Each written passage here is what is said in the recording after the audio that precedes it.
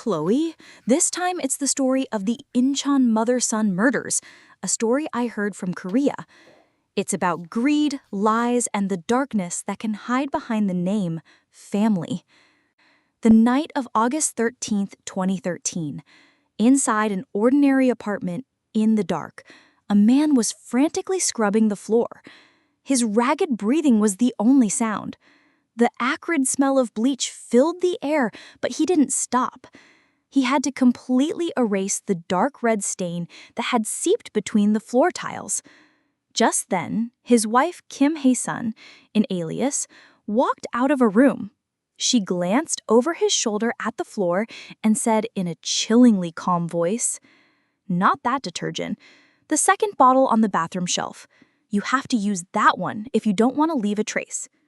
Her husband, Jong Jae-gyu, an alias, said nothing and simply walked to the bathroom.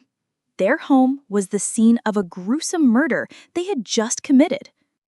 3 days later, the younger son, Jong Jae-kyu, walks into a police station. "My mother. She's missing." He calmly explained that he went to visit his mother a few days ago, but she wasn't home.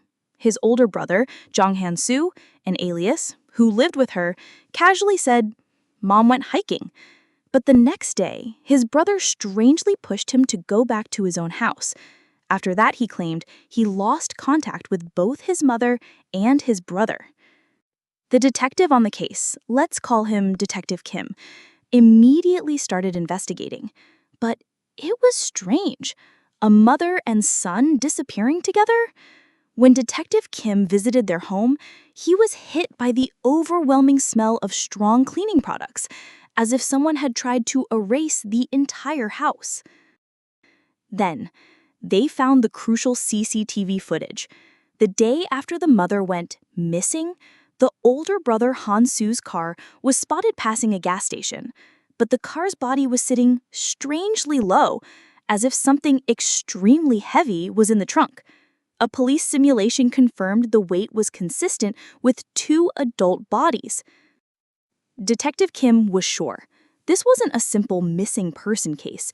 The brother's car was found a few days later, abandoned, with the black box and navigation memory cards removed. It looked like the older brother, Han-soo, was the killer. But one piece of evidence turned everything upside down: a highway toll ticket from the car. On it were the fingerprints of the younger son, Jong Jae-kyu. "Chloe, what does that mean? The car that his brother was supposed to be driving was actually driven by the younger son on a long trip to the East Coast."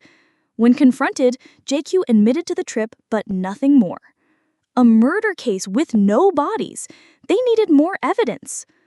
The police recovered the couple's text messages, and they found a conversation between devils. In a cold, detached voice, as if reading a message, "What if we burn the bodies in Olcheon? We'll need gasoline for that. Is it illegal to take out a loan with mom's house as collateral?" All signs pointed to the younger son and his wife, Hae-sun, but they denied everything. The police were stuck. That's when they decided to play a final card using the wife's own ego against her. Hae-sun was a crime thriller junkie who fancied herself an expert. A police profiler approached her. This wasn't an investigation. It was a chess game. The profiler played the part of a helper seeking the truth to confront the woman playing the part of a confused wife with amnesia. The profiler subtly stimulated her greed, explaining that if her husband was convicted alone, she'd lose all rights to the inheritance. At those words, Hae-sun's eyes wavered. She claimed she couldn't remember anything because her husband gave her sleeping pills, and said she wanted to help the investigation through hypnosis. In a dramatic voice, whether she was actually hypnotized or just putting on an Oscar-worthy performance, nobody knows. But under hypnosis, she drew a map to a body disposal site. Following the map, police found the cold, dead body of the mother.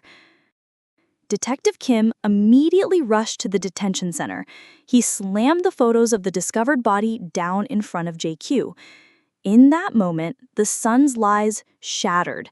He broke down, sobbing, and confessed to killing both his mother and his brother. Then he told them where he had buried his brother.